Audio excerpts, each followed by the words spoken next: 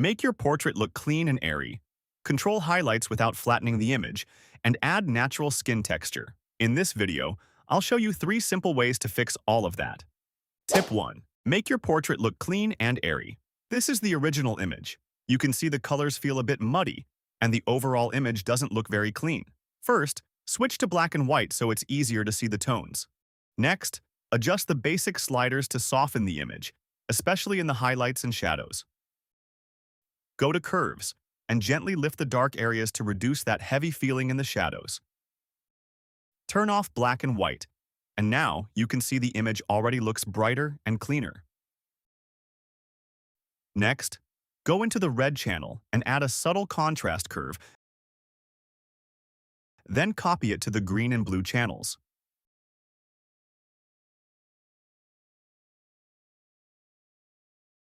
Move the top point slightly to the right to brighten the highlights and fine-tune the curve for balance.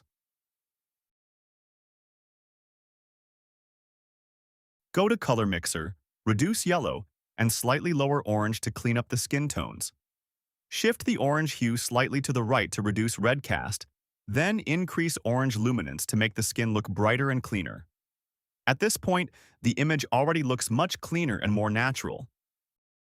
Finally, increase exposure slightly to lift the overall brightness, and add a bit of vibrance to bring the colors back in a more balanced way.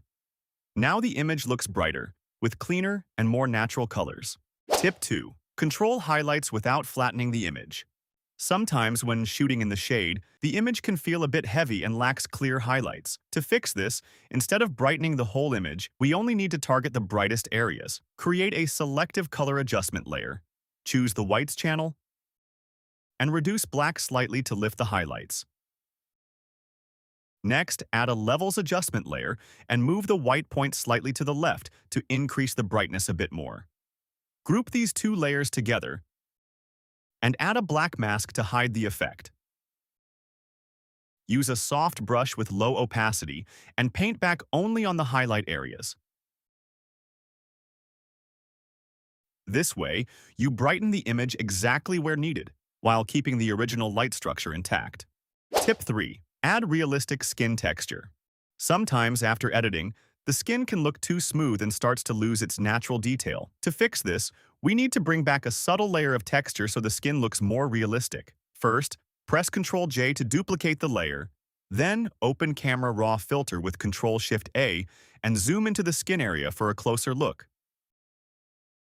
Increase the texture slider to bring back surface detail so the skin starts to show more natural grain. Next, go down to the grain section and add a moderate amount to simulate natural pores and fine texture. Increase the size slightly to make the grain more visible, and adjust roughness a bit to keep the texture soft and even. Then duplicate this layer again and desaturate it with Ctrl-Shift-U.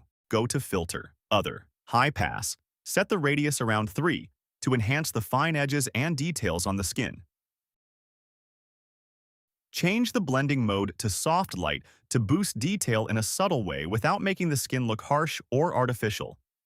Group these 2 layers together, and at this point, the effect is basically done. If you want it to look more natural, you can add a black mask and paint the effect only on the areas where it's needed.